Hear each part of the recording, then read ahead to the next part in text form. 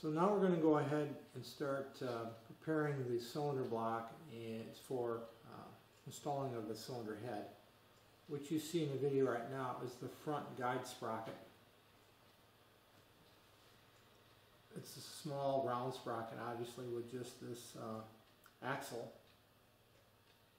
It's got needle bearings on the inside. So what I will do is I will take, this has already been cleaned. I tanked it in my parts cleaner, and you can probably see the needle bearings on the inside. I'll lubricate that well with assembly lube, but it's already been thoroughly cleaned. And it'll sit like this, down into these notches. Now there are two rubber bumpers, black rubber bumpers, like this. These are brand new because the originals were very hard.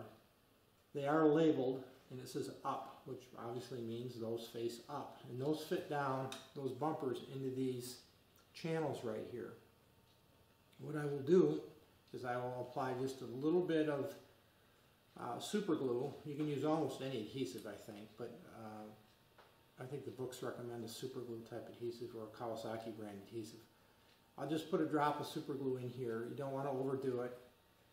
And just to hold and locate these in place so they don't chatter around in there. And then when those are installed, then I'll just drop this in. And this acts as a guide for the front of the cam chain right here. You might notice also that I stuffed clean white cotton rags into the cam chain tunnel temporarily. And that's simply to protect me from myself. If something should go wrong, particularly with these little rubber bumpers, and I lose control of one, trying to get them installed here, I block the cam chain tunnel off so that they can't fall down into the lower unit. And I could fish them out real easily. Obviously I want to pull this cotton out, this rag out before I'm done, but for now it's just to act as a little safety net. I thought I'd show the super glue that I use. Keep this around in the shop. I like the gel version rather than the very fluid style of super glue, and Loctite brand products have always worked very well for me. But I think frankly any type of super glue will be fine, but this just happens to be the one that I use. So to go ahead and do this, I'm going to take a forceps. I think I've talked about those before.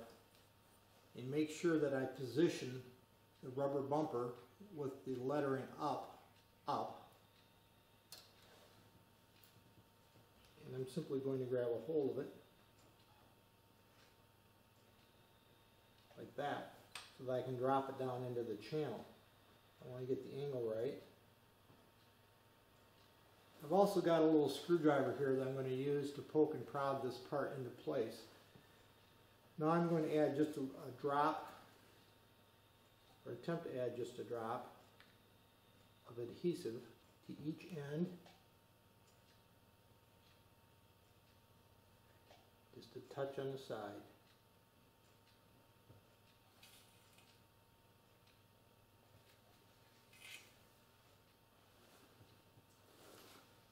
I'm going to put it in place. And use my screwdriver and finger to make sure it's positioned properly. You got to be careful if you've got any overflow of adhesive that it doesn't end up sticking to your finger.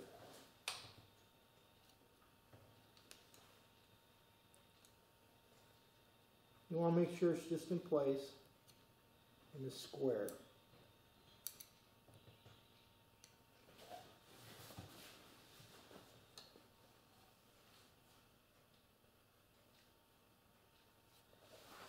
I've already installed the one on the right side, which I know because of the camera angle you can't see. So what I'm going to do is go ahead now and install the one on the left side so that the camera angle will hopefully pick this up.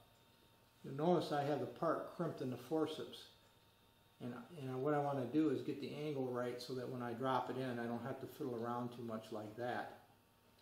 So I'm going to go ahead and put a drop of super glue on each end, on the bottom corner, and on each side, avoiding the jaws of the forceps for obvious reasons.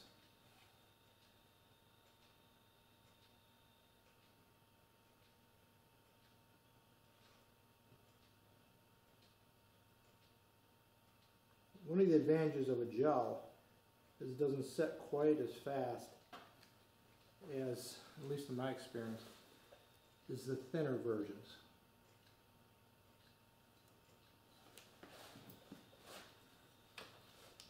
Take a screwdriver and position it. Just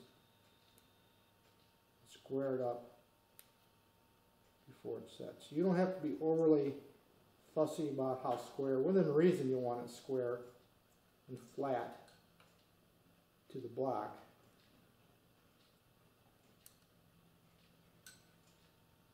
There.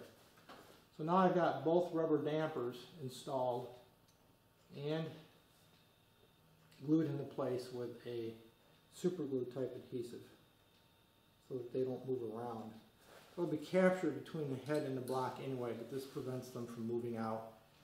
And in fact, I think if you read the documentation from Kawasaki, they recommend gluing these after a certain series of engines, serial numbers, gluing these in place. Now it's simply a matter of installing this front chain guide. I've applied a liberal coating of assembly lube, as you can see. There's flat spots on the center axle. You simply place those down like that.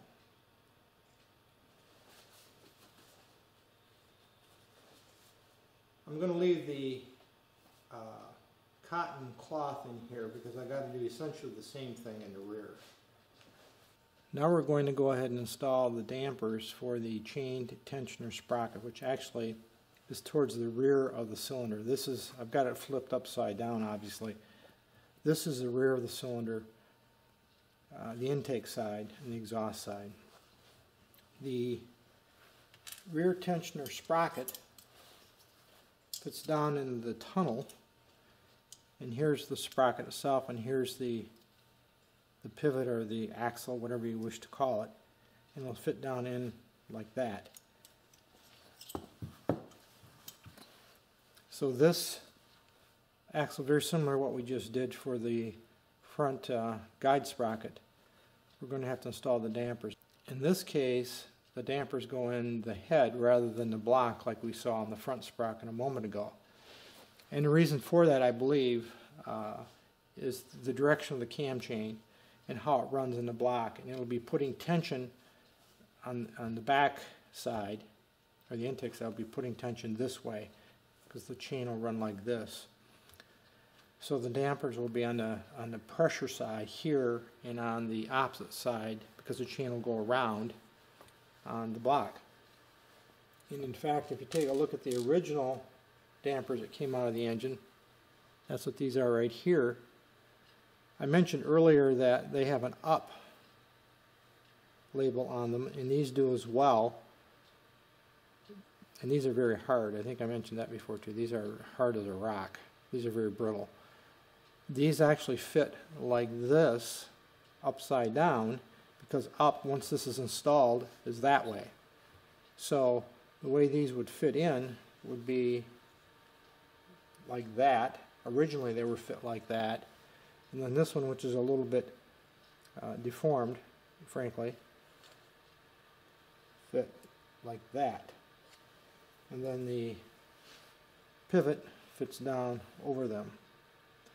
So we're going to install new ones, and we're going to follow the little labels that says up, so that will actually go upside down in this case, and they'll go right in here like that.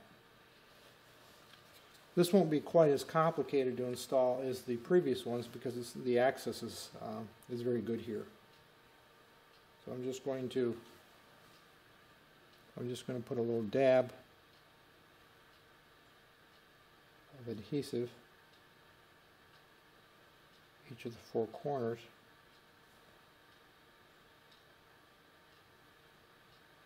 Avoid getting on your fingers because if you're not careful you'll glue your fingers together. Then rotate it and push it down into place. Square it up, hold it long enough,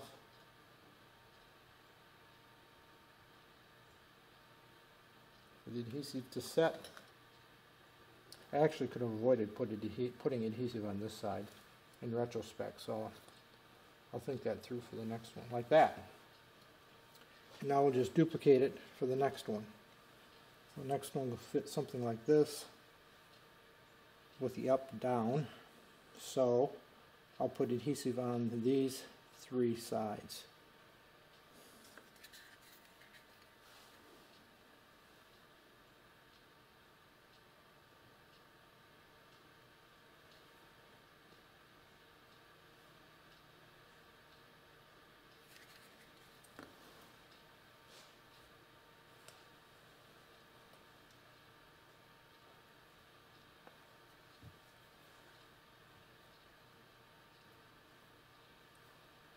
Like that.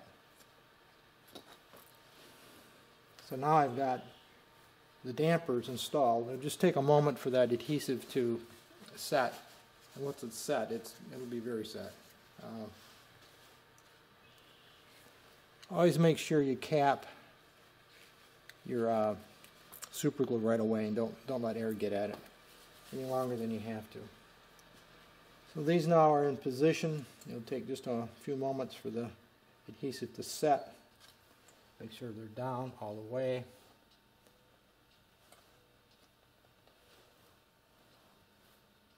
Which they are. And then this will set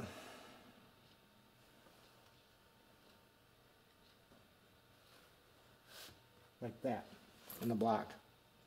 And then this other half will be captured in the cylinder, which has a relief cut for this. In fact, I think what I'll do is I'll just leave that in position for a few minutes to allow the adhesive to complete its set. So you can see in this shot that I have now installed the rear tensioner assembly here, and the axle, the pivot, just rests in the block, and again that's captured by the head and the rubber dampers that are on the head side, because the chain spins like this. So it puts tension down here, so the dampers on this side are in the cylinder block, and it pulls up in the back. That's why the dampers are in the cylinder head, so it pulls up against the dampers. So essentially now that's all installed. The next step is I'm going to one more time clean all the way around the mating surface here where the head gasket goes, and then I'll drop the head gasket in place. I've already installed the O-rings here, new ones in here. There's one on each side. I've checked to make sure the dowel pins, which are in the head, are in fact in place because they line here and here. So once I clean the head or the block here, I'll clean the mating surface on the cylinder head, drop the head gasket in place, have to fish up the cam chain up through the middle, and then essentially we'll be ready just to drop the head in place.